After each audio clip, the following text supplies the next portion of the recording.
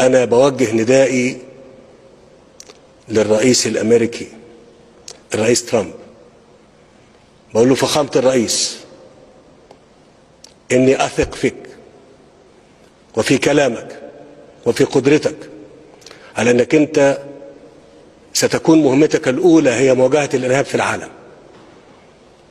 أنا متأكد يا فخامة الرئيس أن أنت قادر على تنفيذ هذا الأمر بالتعاون مع كل دول العالم المحبة للإنسانية وللسلام وللأمن والاستقرار.